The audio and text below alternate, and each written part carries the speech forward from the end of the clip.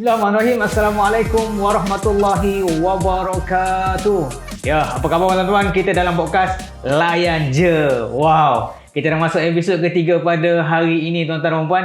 Saya nak tanya tuan-tuan, bagaimana keadaan tuan-tuan pada hari ini? Kita dah masuk episod yang ketiga podcast Layan Je. Jadi pada hari ini tuan-tuan dan puan, ada topik yang sangat menarik yang kita nak bincangkan, iaitu diabetes bukan sekadar manis. Wah, tajuk macam serius tapi kita nak bawa santai-santai je. Kita kan podcast layan je kan. Okey tuan-tuan dan puan, pada hari ni saya berkesorangan pada hari ni kan. Tapi tak mengapa, kita nak teruskan podcast kita sebab saya dapat PM daripada netizen-netizen tentang banyak soalan berkaitan diabetes ni.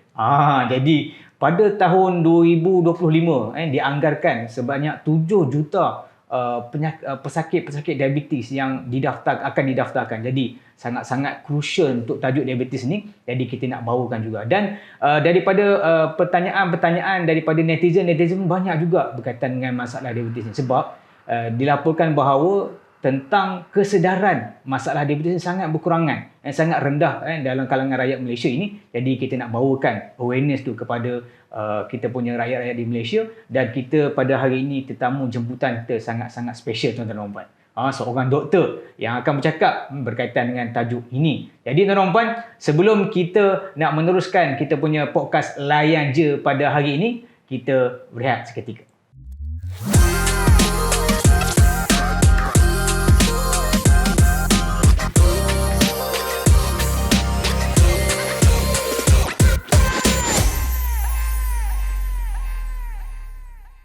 Okey, tuan-tuan dan puan, kita bertemu lagi dalam podcast Layan Je, episod yang ketiga, diabetes bukan sekadar manis.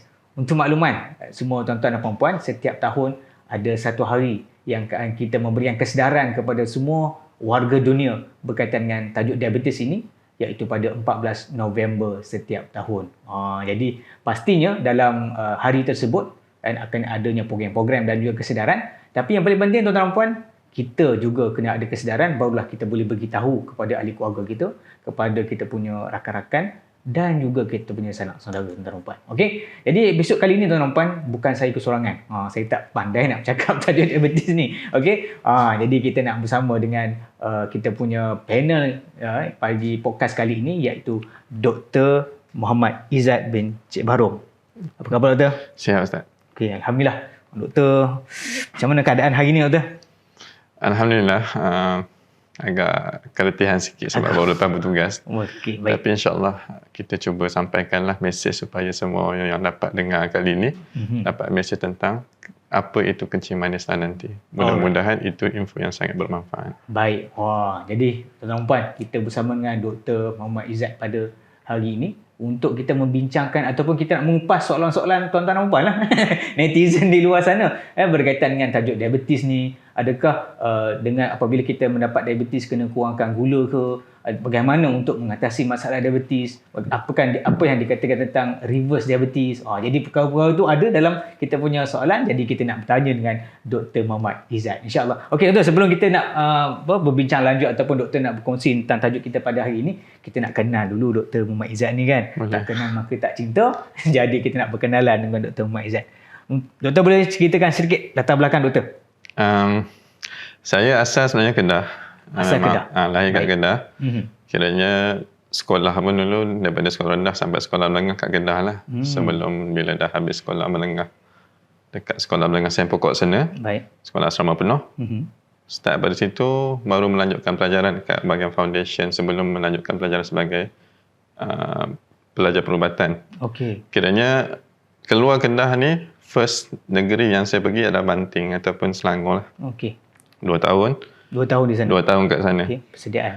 Lepas tu baru dah habis diploma waktu persediaan tu.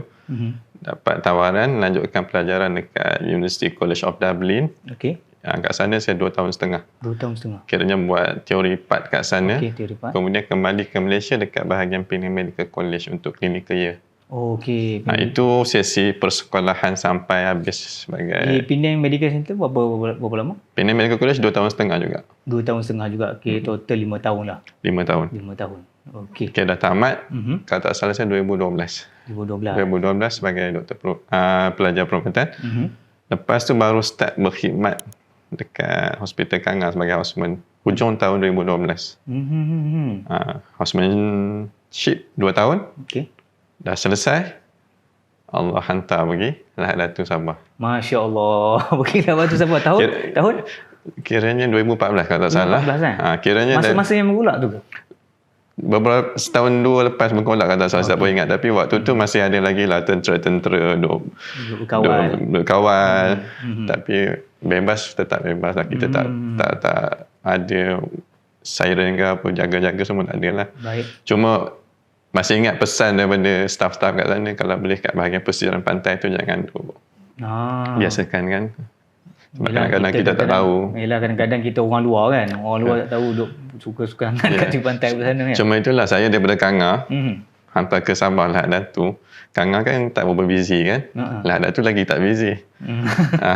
So dia jadi saya okey, alhamdulillah, sebab saya pun asal kampung. Okey, baik. Kiranya bangun pukul 7.45 pun sempat lagi masuk kerja. Dia tak hectic life. Okey. Doktor, selalu saya akan tanyalah kalau dengan doktor ni kan. Doktor memang bercita-cita ke nak jadi doktor daripada kecil? Masya Allah. Okey. Daripada kecil sampai Form 5. Okey. Tak ada cita-cita khusus. Sampailah Form 5 tu baru terdetik. Saya nak jadi engineer. Oh, jadi engineer dulu. Okey. Cita-cita tulis kat buku, ataupun kalau orang tanya cita-cita apa, aeronautic engineering. Sebab saya punya minat lebih khusus kepada fizik dan juga maths. Alright. Dapat result SPM tu, dia mengubah segala persepsi. Dan dapat result baik. Macam mana nak apply untuk apa Biasa kita mau kalau terbaik ni masuk kedoktoran, engineer tu seolah tak nampak. Saya pun termakan juga, saya rasa. Sebab tu kalau boleh. Ke kawan-kawan pun banyak ambil juga? Tak juga. Tak juga. Yang saya perasan dalam kelas saya tu mungkin ada 7-8 orang yang ambil bidang kedoktoran, tapi sebahagian besar yang lain engineering. Cuma sebelum buat keputusan nak jadi doktor ataupun tidak, ataupun bidang kejuruteraan, saya minta petunjuk lah. Kadang-kadang kita rasa kita minat benda ni, betul. Tapi dia tak baik untuk kita. So mudahnya urusan dunia ni, saya kata okey, buat istikharah kan. Alhamdulillah. Dia tengok, okey, Allah tetapkan jadi doktor. Ini doktor kan. Semudah tu lah. Laluan dia. Tapi memang kalau perasan, jiwa saya kalau bab minat lebih kepada teknikal. Tapi katakan kalau semangat lain untuk memberi khidmat kepada masyarakat. So dia lain tu. Orang yang pursue minat dia lain. Orang yang pursue bukan untuk diri kita tapi untuk masyarakat, okey, dia akan lebih kepada kedoktoran. Baik. Jadi dalam family doktor ada juga adik-beradik yang dalam kedoktoran ke? Makcik ada seorang. Okey, makcik ada seorang lah. Yang lain tak ada. Okey, kini dalam adik-beradik tu kini doktor seorang lah yang menjadi doktor perubatan. Yang lain ada engineer, mungkin ada doktor, cikgu. Ada engineer, ada polis, ada cikgu, ada lecturer. Apa lagi? Dia kalau macam tu doktor, kalau dia balik tu macam-macam cerita dia. Staff nurse pun ada, business pun ada. Buka kedai makan pun ada. Okey, baik. Okey. Banyak. Baik. Doktor, kiranya apabila doktor dah habis tamatkan pengajian, lepas tu dah berkhidmat kan, mungkin banyak pesakit-pesakit yang doktor jumpa lah. Betul? Ya, betul. Kalau nak compare, jumpa pesakit lagi banyak kat hospital. Tapi kita terhad dari sudut kita bagaimana kita nak deal pesakit. Sama ada kita nak cuba bagi nasihat hanya fokus kepada ubat-ubatan yang ada kat hospital, ataupun bila kita keluar, saya dah tamat daripada government punya servis ni 2016 kalau tak salah, khidmat wajib. Bila keluar daripada khidmat kerajaan yang hospital tu, situ baru terbuka sikit nak melihat sudut perubatan ini sebenarnya bukan hanya klinikal semata-mata tu yang kena dengan Olive House tu, yang belajar sikit rawatan-rawatan lain selain daripada rawatan klinikal.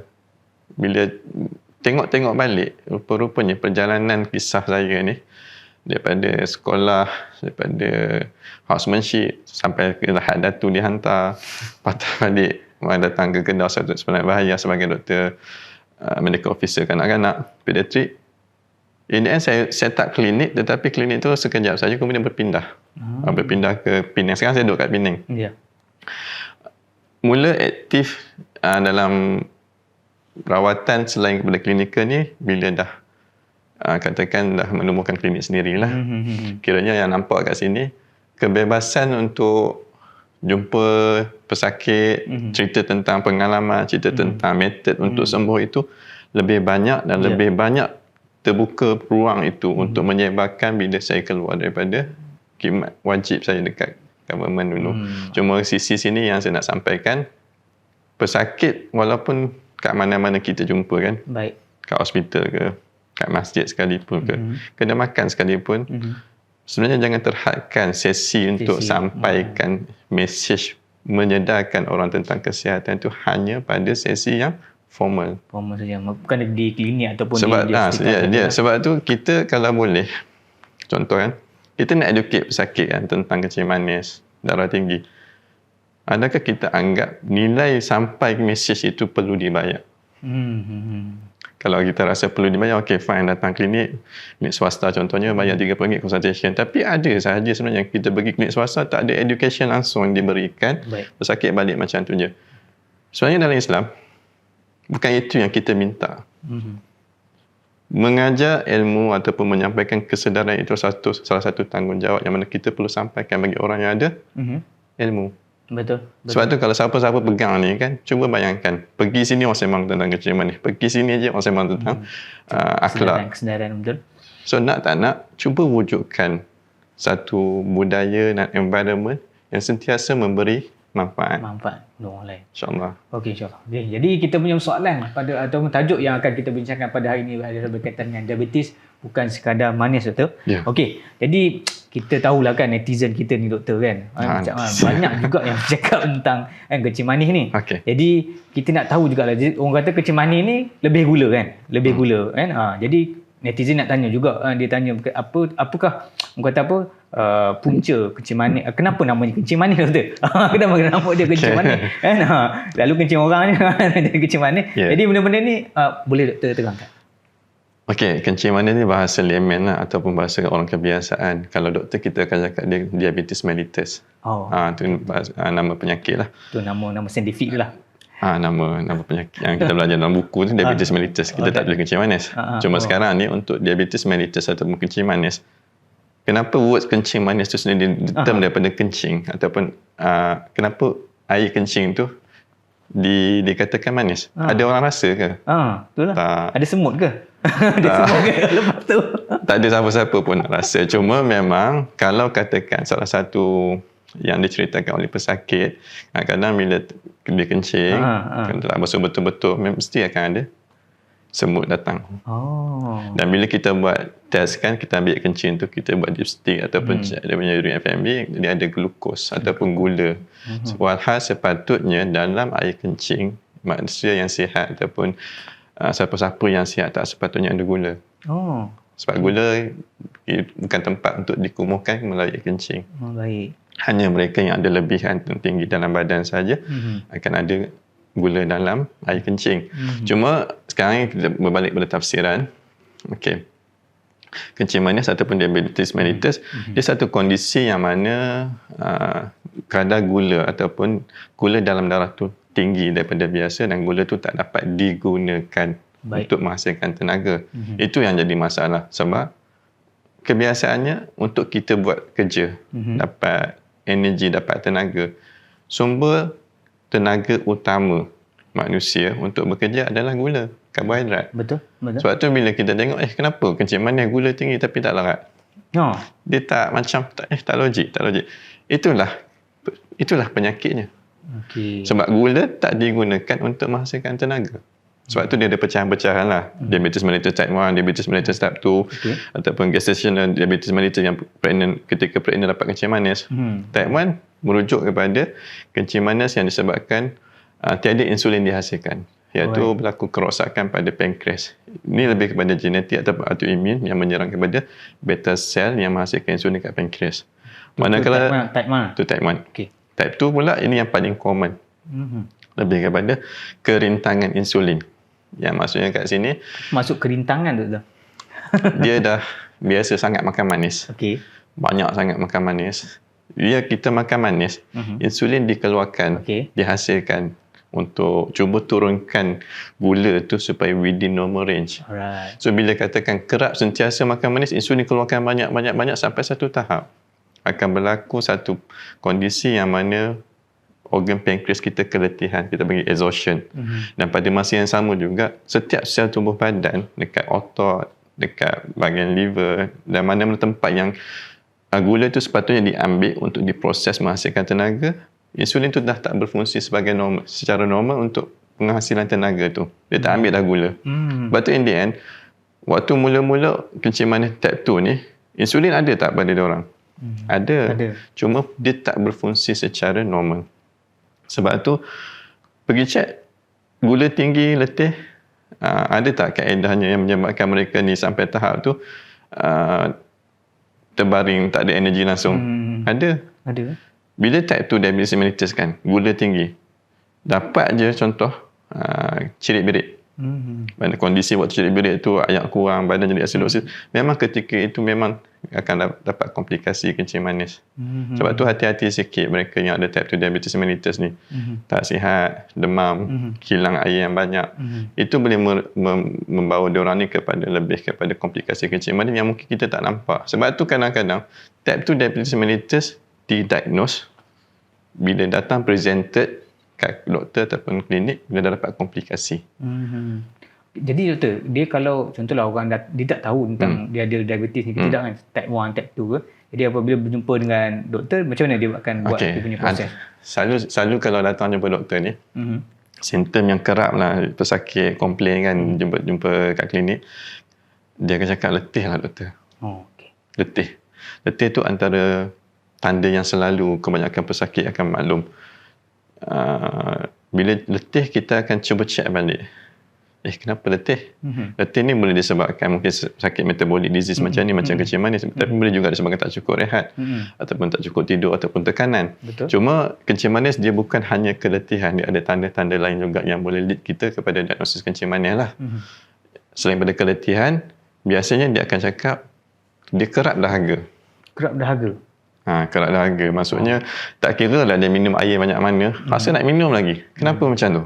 Sebab bila dia minum air, badan kan darah pekat, sebab gula tu tinggi, dia cuba nak neutralize balik. Rasa dahaga tu sentiasa dikeluarkan ataupun diwujudkan pada tubuh tu sendiri supaya nak cuba kurangkan kepekatan darah tu. Tapi mengambil air banyak tak menurunkan gula. Sebab tu dia akan kerap rasa dahaga, dan pada masa yang sama letih, kerap dahaga, dia orang akan losing banyak air melalui air kencing. Despite minum air banyak, kencing pun banyak. Minum banyak, kencing banyak. Tu dia ada term dia sebenarnya untuk ni. Kalau kita minum air banyak, polydipsia. Kalau kita kencing, kita panggil polyuria. Satu lagi tanda-tanda lain yang merujuk kepada kencing manis selain pada minum air banyak, dahaga, kencing banyak, yang lain adalah berat badan hilang. Berat badan berkurangan. Walhal dia makan banyak. Sebab benda tu adakah dia mendadak tu berat hilang? Dia tak mendadak, cuma sentiasa ada ongoing. So sedar tak sedar dulu badan besar dan makin kurus. Itu dia ada patofisiologi ataupun ada bagaimana tubuh tu bertindak untuk sampai tahap dulu yang orang selalu kan kencing manis, kita cuba bayangkan orang kencing manis kebanyakan badan besar, obese, overweight. Tapi bila tengok advanced stage kencing manis, kebanyakan dah kurus-kurus lah. Dia ada perkembangan di sudut perkembangan kita panggil perubahan tindak balas badan. Yang mana kita dah tak boleh guna gula kan. Badan kan guna apa untuk sumber tenaga? Dia guna lemak. So dia shift. Kita untuk dapatkan tenaga, is either karbohidrat, lemak second source of energy. Yang ketiga adalah protein. Protein jarang jumpa kat Malaysia, dan biasanya protein tu dekat kondisi tempat yang kebuluran, yang mana baby semua gemuk perut semua tu kan. Cuma sekarang ni gula tak digunakan. Kebanyakan pesakit yang ada kencing manis dah lama advance, dia akan start bakar lemak pada tubuh badan. Sebab tu slow-slow kita akan nampak dia makin kurus. Tetapi kurus dia orang bukan kurus yang fit. Kurus dia orang lebih kurang biasanya kulit macam lebih sikit, sebab dia makan semua lemak-lemak tu. Bila katakan lemak dah tak ada, gula masih tinggi, ketika itulah berlakunya proses dia cuba start makan protein pada muscle. Tu yang kencing manis advanced stage, kita ada proximal myopathy. kelemahan pada otot yang di torso atau badan. Dia orang letih kat bahagian ni, dekat dekat bahagian proximal, bahagian dekat dengan tubuh badan. Okey. Dia orang akan letih kat bahagian peha ni, proximal dekat dengan tubuh badan kan. Sebab tu sakit kencing manis dia akan tak larat, tak kuat.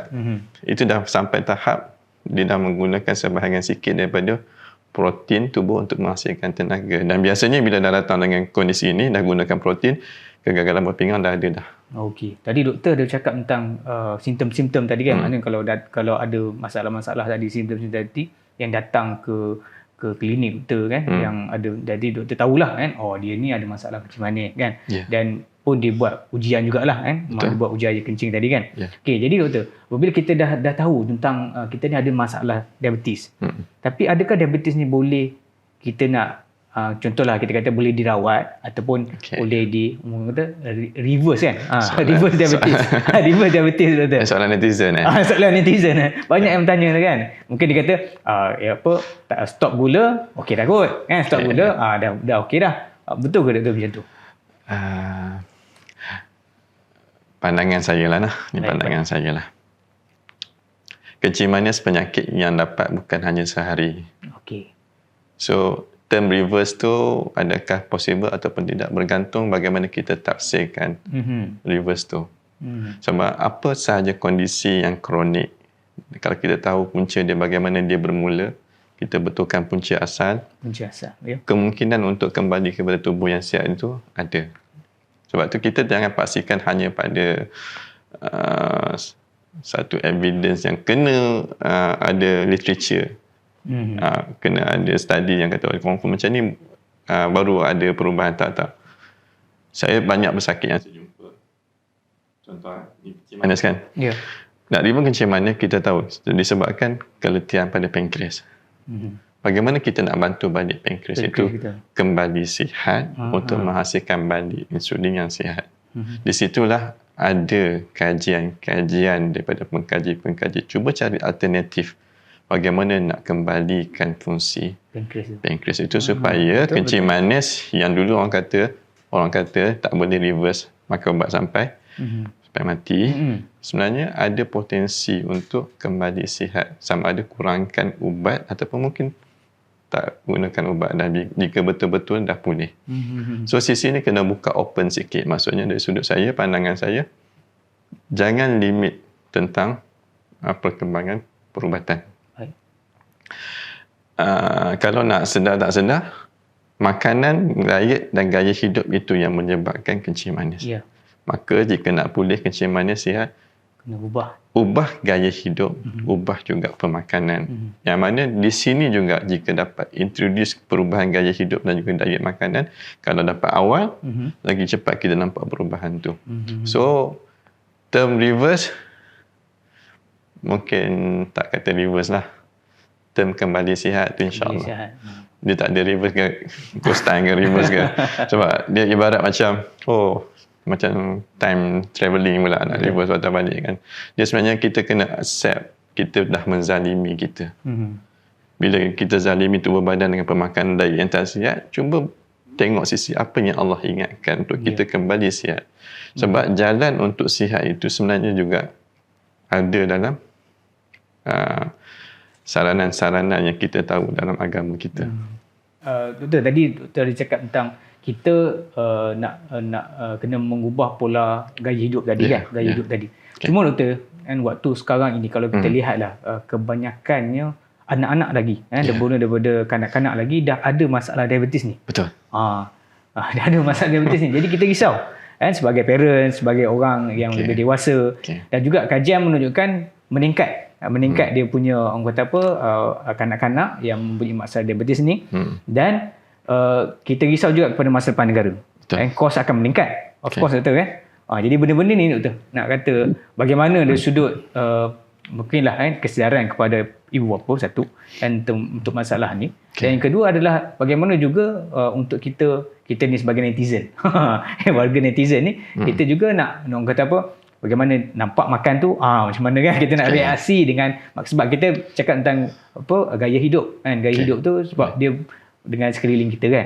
Jadi boleh terrespon saja tu. Okey, saya tak nafikan lah sebab daripada 2012 waktu saya dulu doktor pun, saya jadi medical officer kanak-kanak dekat Datu Sabah pun, bilangan pesakit yang kanak-kanak menghidap diabetes mellitus type 2. Type 2 ni sebenarnya type 2 kita tak label untuk kanak-kanak. Type 2 biasanya kita label untuk mereka yang dah berumur 30-40 yang mana dah berlaku insulin kerintangan tu kan.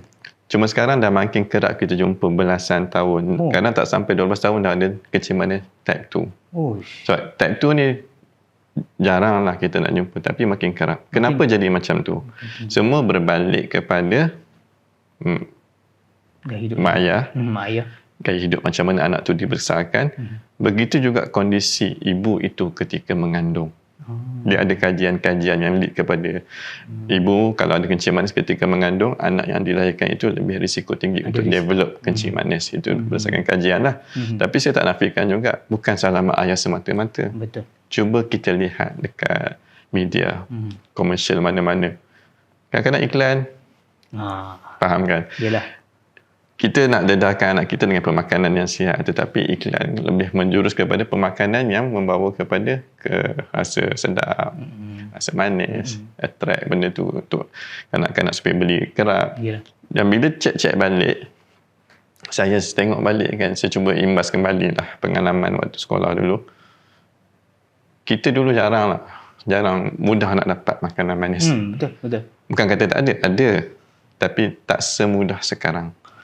Sekarang ni, cuba lihat dari sudut kalori berlebihan yang kadang-kadang tu kita tak sangka. Kita minum segelas air tu ibarat kalori dah macam nasi. Faham ke maksud saya? Yelah. Ada macam-macam brand dah ada. Macam-macam air dah ada. Sampai satu tahap tu, macam-macam perasa dah air kotak-kotak. Dan sebab tu kalau kita lihat juga kan, pendedahan gaya hidup pemakanan yang manis pada anak-anak sekarang dah jadi lumrah, normal biasa, kebiasaan. So, kalau ni tak dibetulkan, tak ditaken daripada awal, tak mustahil sebenarnya nanti majoriti masyarakat Malaysia mungkin akan ada kencing manis bila dah berusia belasan tahun dah. Sebab itu, kencing manis bukan manis gula semata-mata sebenarnya. Sebab dia lebih kepada pemilihan makanan yang seimbang. Dan juga gaya hidup yang sihat. Anak-anak kita sekarang, kalau kita compare dengan kita dulu, sekarang mungkin manis ada lebih. Tapi ada satu lagi sisi gaya hidup yang diorang tak ada, kita dulu mungkin ada. Kita dulu aktif. Lompat masuk hutan. Lari.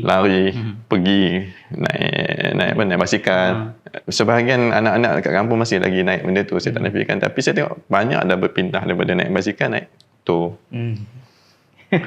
Motor kalori dibakar, basikal kalori dibakar bagaimana? Beza.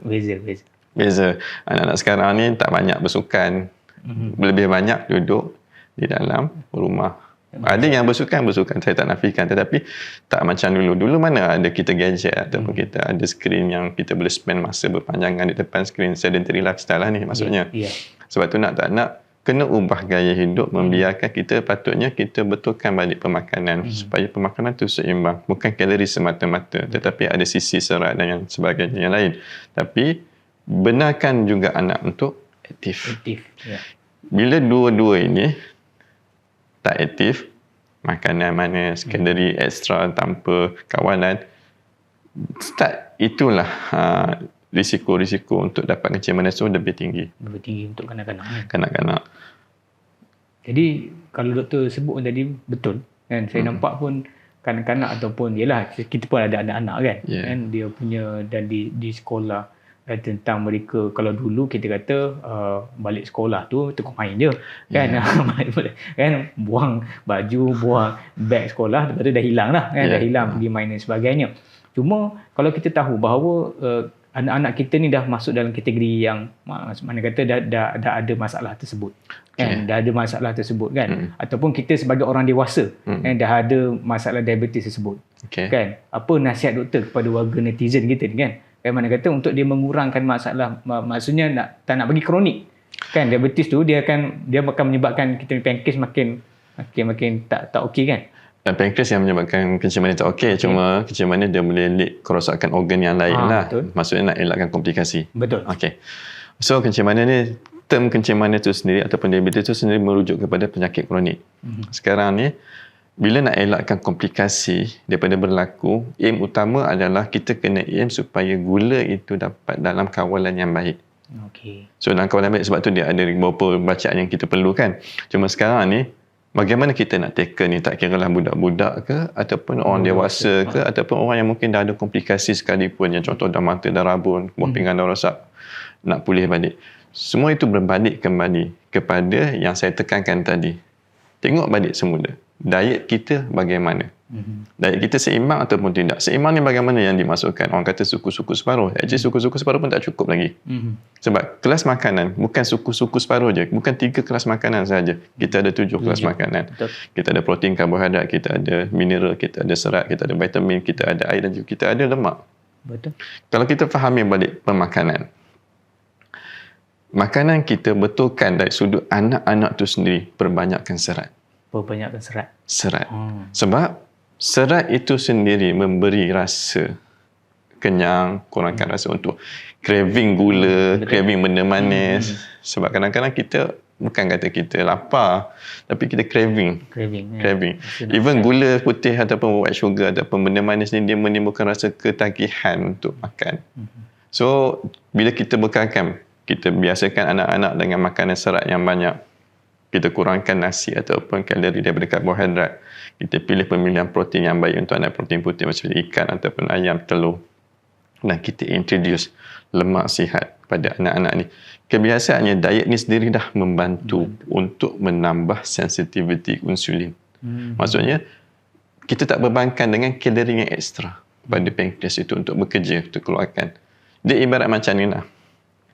Kereta kalau kita lenjan hari-hari kan, kita duduk rem je kan, letih.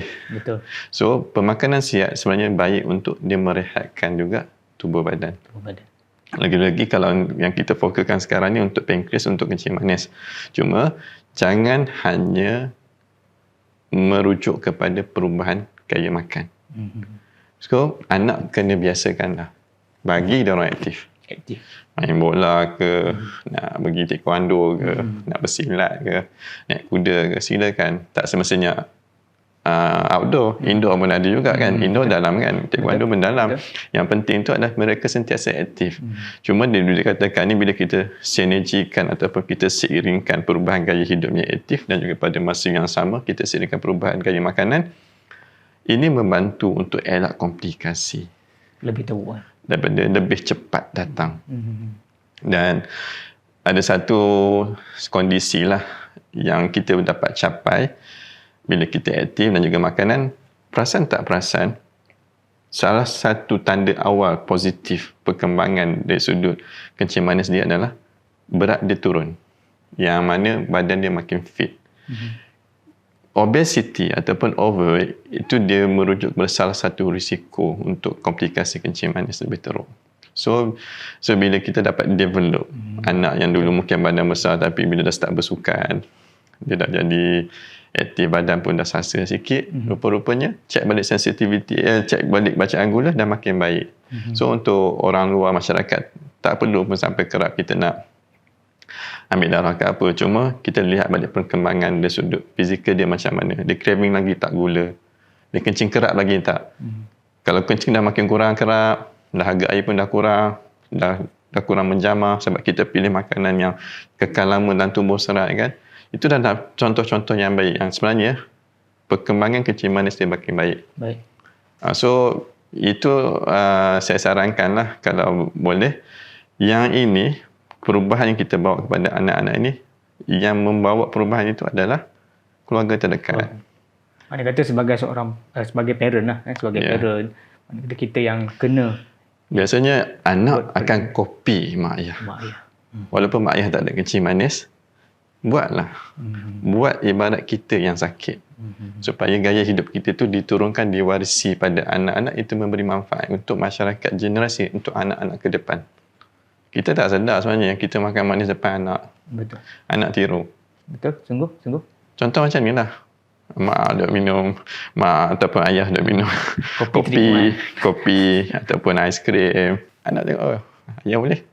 Nak? common anak untuk meminta sesuatu yang biasa mereka nampak mak ayah dia makan. So kalau kita nak bagi anak makan lemak sihat, maka biasakan mereka nampak kita makan lemak sihat. Betul. Macam itulah. Semudah-mudah itu. Sebab tu kadang-kadang tak perlu kita mendidik duduk. Nak kena makan macam ni. Tak. Kita amalkan dulu. Betul. Saya setuju dengan doktor tu. Maknanya kita sebagai ibu bapa ni lah yang kena menunjukkan contoh pada anak-anak ni. Kan? Mana kita dekat rumah tu, kan? Contohlah macam saya kan, kalau dekat rumah tu, saya ada amalkan minyak sawit merah tu.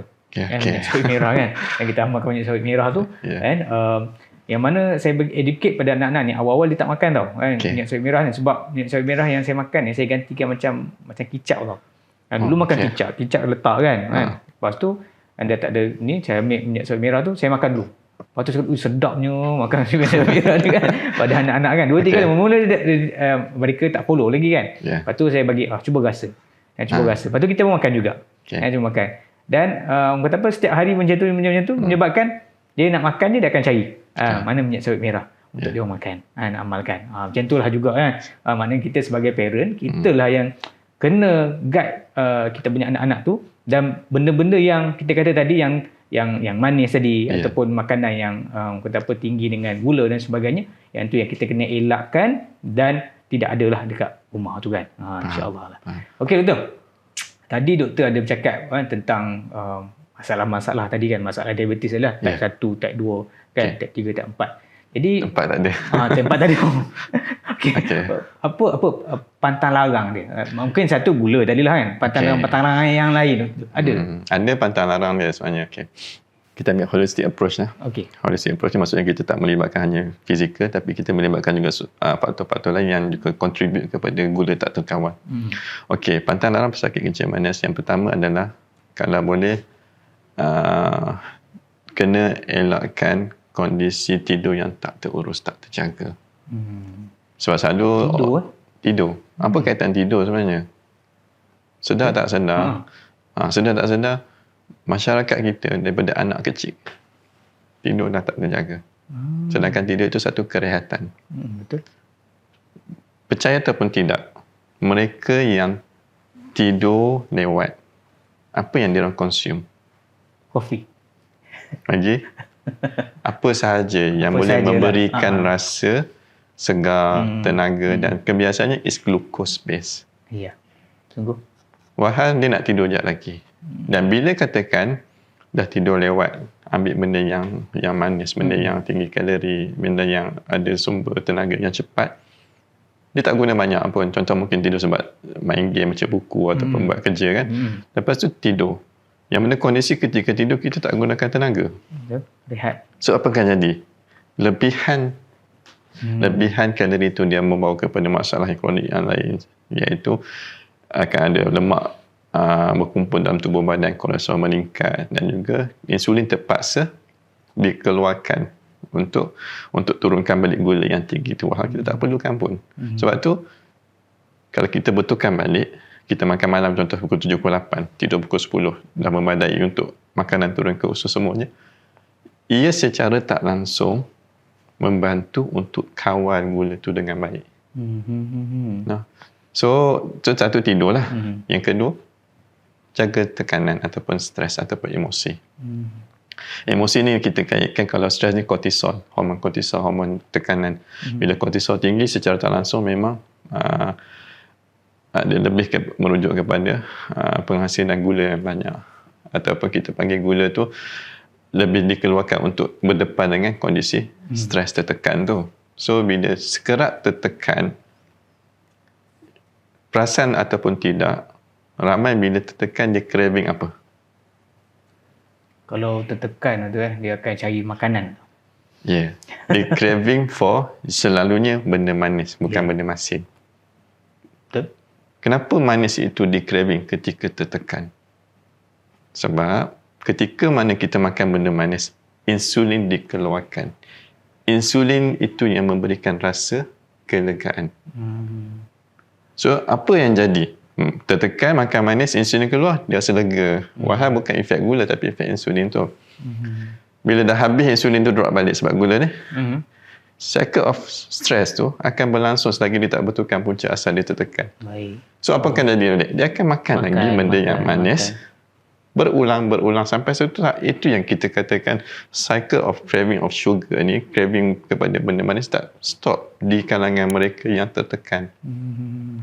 So nak tak nak, pantang larang pesakit kencing manis, emosi, penjagaan tekanan ataupun stres memang kena kawal betul-betul. So dia tak terhad hanya pada makanan.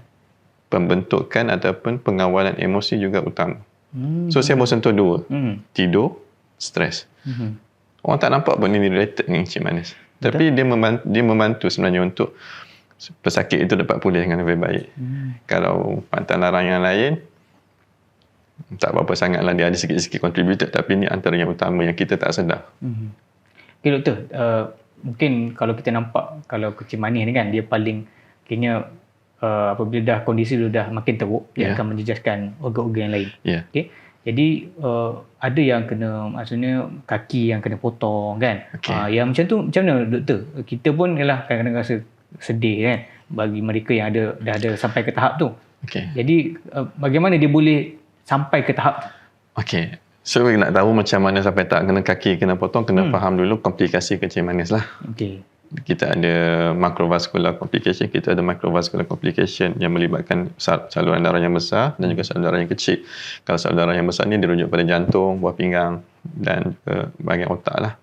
Yang mungkin stroke, mudah untuk dapat stroke. Tetapi yang lebih merujuk kepada potong kaki, distal part, hujung-hujung. Itu merujuk kepada microvascular komplikasi yang merujuk kepada peripheral vascular disease ataupun masalah yang lain, neuropathy, perubahan pada saraf hujung. So, sakit kencing manis ni, bila dah sampai tahap saraf hujung tu dah rosak, dia akan hilang rasa, diri rasa. Dia tak sedar pun kaki dia luka. Dan isu juga, bila kaki dia luka, sepatutnya orang biasa ada keupayaan untuk pulih balik sebab kita ada repair mechanism dia. Tapi bila pesakit kencing manis pada masa yang sama, dah tak rasa dah luka. Bila luka pula, aliran darah ke hujung tu tak cantik sebab peripheral vascular disease tu. Biasanya kencing manis kan, dinding saluran darah tu sentiasa ada plak-plak kolesterol, lagi-lagi kat bahagian hujung. Macam mana lead tu? Gula, kolesterol. Sebab tu kena faham sikit pemakanan. Kalori berlebihan memang akan didudukankan kepada lemak yang disimpan dalam tubuh. Sekarang ni, bila dah katakan dah luka, aliran darah tak cantik, nutrisi, oksigen dan toksin nak dikeluarkan pun tak baik dalam tubuh. Tak nafikan. Immune system pesakit kencing manis yang dah kronik pun juga tak sebaik orang biasa. So, kesemua ni saling melengkapi menyebabkan luka sikit, tiba-tiba kaki dah bengkak. Yang kita dah masuk, tak dapat dilawan. Bagi ubat pun kadang-kadang tak mampu sampai ubat antibiotik sampai ke hujung. Ubat tu dah bagi tapi tak sampai ke hujung. Sebab masalah aliran darah tak cantik. So bila dah jadi macam tu, in the end, lagi-lagi pula pesakit kencing manis yang lambat ke hospital ataupun klinik untuk dapatkan rawatan sebab takut kan dimomokkan, nanti pergi confirm potong. Tak. Lagi awal dapatkan rawatan, kebiasaan kita dapat cegah benda tu. Sebab tu nak tak nak, yang datang biasanya dah teruk, dah mungkin seminggu sakit, kaki tu dah berbau dah, daripada dulu merah saja dah ada nekrotik ataupun sel-sel tisu yang dah mati. Bila jadi kondisi yang macam tu, ada involvement kepada tisu yang dalam dan juga involvement kepada tulang-tulang, doktor terpaksa buat keputusan sama ada kita nak selamatkan pesakit ataupun kita nak kekalkan kaki. Selalunya kondisi tak baik nak preserve, nak kekalkan kaki ataupun limb yang affected. Sebab tu selalu kita nampak ini doktor akan potong. Sebab cek-cek balik, banyak tisu-tisu tu dah rosak. Makna kata dia makna kata, yang selalu kita dengar lah, memang akan potong dekat bahagian kaki kan? Ke ada bahagian tangan juga ke? Tangan ada tapi jarang tangan tu cedera. Kaki yang selalu cedera dan kita tak sedar. Dan so kat tangan pun ada sebenarnya kes. Tangan mungkin terkena, kita panggil pisau ke? Pisau, tapi pisaunya waktu yang saya jumpa sakit saya kan. Kadang-kadang tercucuk udang, waktu bersiam.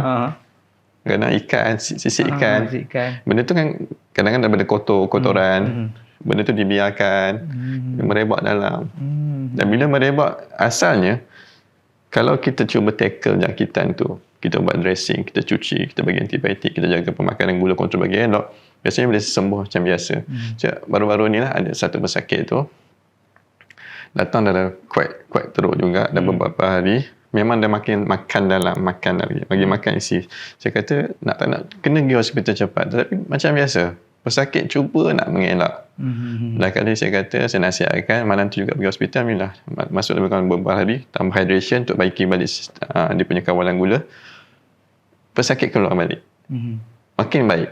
Nampak intervention yang awal, walaupun pada hakikat kita nampak ini bahaya kan, mampu mengubah bagaimana prognosis pesakit tu. Sebab tu kalau boleh jangan takut.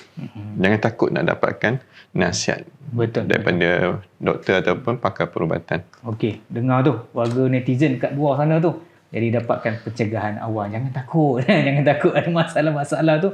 Pergi jumpa dengan doktor kan, untuk kita check kan. Kita kena tahu buat pencegahan awal, barulah kita boleh untuk mengatasi masalah tersebut. Okey doktor, tadi doktor ada sebut berkaitan dengan mereka yang ada masalah diabetes ni. Mereka juga akan berkait dengan masalah imuniti yang rendah kan. Jadi macam mana doktor kita nak bantu masalah tu kan, nak tingkatkan imuniti balik kan, dan faktor-faktor juga. Okey, first saya terangkan dululah kenapa pesakit kencing manis ni kita related dengan mereka yang imuniti rendah. Baik. Immunity ni actually dia contributed daripada antibody tubuh badan. Yang mana ada jangkitan, badan akan cuba identify apa jangkitan tu, dia cuba hasilkan antibody nak melawan. So bila kencing manis, kena faham dan jelas sistem tubuh badan semua affected. Lagi-lagi kalau kita jelas semula, immunity cell banyak bertumpu di mana? Sebenarnya dekat usus. Roughly 85% immune cell is actually contributed by intestine ataupun usus. So pemakanan pesakit kencing manis, saya tak nafikan kebanyakan jarang ada sumber prebiotik dan probiotik yang memberi kesihatan usus yang kemudian akan meningkatkan immunity. Sebab tu dia sebenarnya dia bukan kata kencing manis saja, tapi lead kepada masalah pemakanan juga. Tetapi kenapa kencing manis ni lebih pronounced, lebih jelas, lebih ketara immunity drop? Sebab salah satu sisi usus dah affected, organ-organ lain juga affected dari sudut pengaliran darah dia tak lancar. Begitu juga ubat-ubatan yang makan mungkin juga affected dia punya sistem usus dia. So nak tak nak, sepatutnya kita bila katakan kita ada jangkitan, badan sepatutnya secepatnya respon untuk hasilkan tindak balas untuk lawan jangkitan. Tapi pesakit kencing manis ni boleh sahaja ada jangkitan tapi tak develop demam. Sedangkan itu tindak balas immune system. So nak tak nak kat sini kan, bagaimana nak meningkatkan immunity tubuh? Tak kira lah sakit kencing manis ke, orang biasa ke, sakit lain ke, maka kat sini saya sarankan yang pertama adalah betulkan balik sistem usus yang sihat. Maksudnya bekalkan makanan yang berasaskan sumber prebiotik yang banyak dan juga probiotik yang konsisten. Makanan tu macam-macam, buah-buahan, serat, sayur-sayuran. Begitu juga dengan kita katakan lemak sihat macam zaitun, madu itu sendiri juga ada sumber prebiotik. Ataupun cuka buah yang organik itu sumber probiotik yang sihat. Maka kekalkan istiqamah dalam pengambilan supaya badan itu sentiasa ada dalam state yang optimum untuk imun itu bertindak balas. So, adakah pemakanan saja dapat meningkatkan immunity? Tak juga. Tetapi majority contributed by pemakanan. Tidur, membantu juga. Tidur yang cukup membantu untuk immune system juga bertindak balas dengan baik. Begitu juga dengan senaman. Mungkin 15%, 10% dapat membantu meningkatkan immunity. Semua ini sebenarnya melibatkan balik kepada perubahan gaya hidup. Yang mana gaya hidup yang tak sihat itulah membawa kepada sakit, kencing manis dan juga merendahkan immune system. Mari kita tema sikitlah bab immunity. Baik. Sakit kencing manis, kebiasaannya apa yang diorang makan? Makan yang manis. Makan yang manis kebiasaan terdiri daripada kebanyakan gula-gula ringkas. Kajian banyak link kepada pengambilan gula ringkas itu kepada drop in immune response. So sebab tu dia lebih lead kepada orang macam mana immune drop. Betul. So dia secara tak langsung ni banyak faktor yang membawa kepada rendahnya immunity dalam pesakit kencing manis. So nak tak nak, kalau kita nak tackle pesakit kencing manis supaya tingkatkan balik imuniti dia, saya sarankan anjurkan balik, betulkan balik diet macam tadi. Sama je macam nak reverse balik kencing manis kan. Tapi cuba ambil pengambilan beberapa makanan lain yang dapat meningkatkan imuniti. Contoh tadi kan saya sertakan cuka organik, probiotik kepada usus. Mungkin juga kita boleh ambil zaitun untuk lemak sihat, juga meningkatkan imuniti. Dan juga madu itu sendiri sebagai sumber prebiotik dan juga ada antibacterial properties sifat dia kan. Dan ada juga yang lain yang dapat tingkatkan imuniti. Habatus sauda itu sendiri dia boleh boost immune system. Sebab tu nak tak nak, kenapa yang saya cakap zaitun, madu, habatus sauda, cuka organik, ini semua bukan suplemen tetapi makanan tambahan. Makanan yang tinggi nutrisi, yang mana sebenarnya kalau sedar tak sedar kita dah banyak melempar jauh makanan yang sihat. Kita mengambil dalam diet kehidupan kita makanan yang tak sihat. Sebab tu tak mustahil. Itu logik. Ambil makanan tak sihat, kita tak sihat. Sedangkan yang kita cuba educate kan. Cuba beramal dengan makanan sihat. Kebiasaannya, Alhamdulillah, kita akan nampak perubahan yang baik. Sisi ni yang kadang-kadang susah nak cabut akar umbi yang dah berakar dalam masyarakat. Betul. Jadi itulah yang doktor sebutkan tadi, kena ubah dia punya gaya hidup tadi, maknanya kata daripada keluarga lah kan, daripada rumah lah tu kan, nak kena ubah tadi. Dan doktor, ni pertanyaan lah, netizen kita banyak bertanya ni doktor kan. Banyak bertanya ni. Banyak bertanya doktor kan. Jadi selalunya cakap tentang diabetes ni, dia adalah masalah keturunan. Maksudnya kalau parent dia ada, anak-anak pun akan ada jugalah, dia punya orang kata apa, risiko tu akan ada kan. Jadi macam mana dia punya hubung kait tu doktor? Adakah betul benda tu kan, ataupun sebab pola makanan, sebab mak ayah makan macam tu, anak-anak pun follow juga kan. Ada ataupun macam mana tu, boleh doktor terangkan? Yang bab keturunan ni, memang kencing manis dia ada genetik yang mungkin melibatkan kerosakan pada pankreas itu. Itu kita kategorikan type 1 kencing, diabetes mellitus. Sebab tu type 1 diabetes mellitus kita jumpa seawal usia, mungkin tak sampai 10 tahun pun, 7-8 tahun dah ada kencing manis. Cek balik memang family history tinggi kencing manis. Tapi bagi mereka yang develop type 2 diabetes mellitus ataupun yang develop kencing manis 20, 30 ataupun disebabkan pemakanan yang tak sihat, itu kebiasaannya bukan disebabkan keturunan, tapi disebabkan budaya yang tak sihat yang diwarisi. Budaya yang tak sihat diwarisi. Contoh mak ayah dah selalu makan nasi. Contoh ni nak kata bukan benda manis, nasi. Nasi itu sendiri memenuhi, bukan suku-suku separuh. Satu nasi, on top of satu tu baru ada suku-suku yang lain, which is saya mungkin suku, protein tu suku, which is tak sihat langsung. Ditambah pula bukan satu pinggan nasi, tambah lagi satu nasi. Tambah pula lagi benda manis, air manis ketika itu. Nampak tak? Tak ada siapa pun nak link benda ni kepada kencing manis. Anak akan makan mungkin terikut-ikut. Biasa. Tambah kalau kita tengok pula, tu kalau nasi putih. Bagaimana nasi lain yang dimasak, kadang-kadang tu kita tambah lagi perasa, kita tambah lagi gula. Ada kan nasi? Tu tak kira lagi kuah-kuah yang ditambah gula. Yang masak nasi ada penambahan kalori berlebihan ini, yang masak kuah ada penambahan gula ni, siapa yang buat? Daripada mereka yang masak kat rumah ataupun mereka yang menyediakan dekat kedai. So mak ayah yang biasakan makan kat kedai, anak akan ikut biasa makan kat kedai. Kalau katakan kedai tu memang kita selalu makan nasi kandar. Nasi kandar tak salah. Cuma portion makanan kita ambil itu yang salah, dan juga portion kuah itu. Anak-anak dah biasa makan macam tu, mustahil tak untuk anak tu develop kencing manis later? Tak mustahil. So, adakah itu faktor keturunan? Tak, itu faktor gaya hidup. Pola makan. So, nak tak nak, ramai dah salah faham dari sudut genetik. Genetik bukan boleh katakan kalau saya bagi 100%, bukan banyak persen yang disebabkan genetik tu, mungkin 10, mungkin 50, wallahualam saya tak apa ingat sebab itu. Cuma sekarang ni lebih banyak yang develop kencing manis itu disebabkan budaya yang tak sihat itu.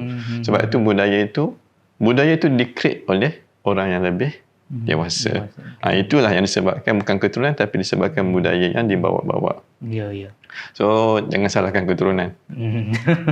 Betul. Sebab Ramai yang kadang-kadang ni mak ayah dah kecil manis. Seolah-olah dia tak rasa bersalah. Dia yang beramal. Dia yang buat puncanya dia kan. Ya. Sebab tu contoh kan, ada orang sakit jantung, mak ayah saya ada sakit jantung. Saya tengok balik. Dia yang sokok. dia kita selalu meletakkan Blame pada orang, walhal kita diuji itu disebabkan kezaliman kita sendiri. Sebab tu peringatan jugalah. Kalau boleh, sebelum kita tunding orang lain, cuba rujuk dulu pada diri. So sakitnya macam mana, kecil mana tengok balik apa yang dia buat. Sebab aku ikut mak aku macam tu. Contohnya lah kan. Mungkin dia sedar ketika umur 15 dah boleh fikir dah. Cuma kita nak lead, nak guide dia supaya dia faham dulu macam makan nasihat. Sebab saya tak nak kita wujud satu generasi atau bangsa yang tak memperbaiki diri. Nah, cubalah kita stop put blaming on others. Alright. Okey doktor, banyak perkongsian doktor pada hari ini. Masya-Allah kan. Terima kasih doktor. Perkongsian tadi tu. Amin doktor. Tak apa, banyak lagi soalan netizen, insya-Allah kita akan jemput doktor lagi dalam siri kita podcast Layan Je ni. Jadi saya mengucapkan terima kasih sekali lagi kepada doktor yang dapat menjawab soalan netizen kita. Sebab netizen kita ni doktor, dia soalan dia makin lama makin rumit. Makin lama makin rumit. Tapi tak alhamdulillah ada sesi ni. Ada sesi podcast Layan Je ni. Jadi kita boleh tahu, boleh ambil soalan daripada netizen tu dan dapat mengungkai masalah mereka. Jadi kepada kita punya warga netizen, alhamdulillah terjawablah sudah soalan tuan-tuan dan puan-puan berkaitan dengan masalah diabetes tersebut. Jadi sering kali diulang oleh Dr. Muhammad Izzat tadi adalah untuk kita membetulkan gaya hidup kita. Pola pemakanan kita itu yang sangat penting untuk kita ubah, dan yang paling penting adalah kita kena back to kita punya kesihatan. Dia nak bagi kesihatan yang baik, kita kena ubah cara pemakanan kita, gaya hidup kita, insya-Allah. Jadi saya ucapkan sekali lagi terima kasih kepada Dr. Muhammad Izzat yang bersama kita dalam podcast Layan Je siri yang ketiga ini. Jadi tuan-tuan dan puan, kita akan pergi kepada slot yang sangat menarik bagi podcast Layan Je siri yang keempat. Jadi stay tune. Tunggu fokus insya-Allah. Jadi pada 14 November ini 14 November kita akan bersama-sama lah memberi awareness bagi tajuk diabetes ini. Jadi pastikan tuan-tuan dan puan-puan untuk sentiasa follow rapat-rapat podcast Layan Je ini. Jadi itu saja untuk podcast siri ini. Sekian, Assalamualaikum warahmatullahi wabarakatuh. Bye bye. Layan Je.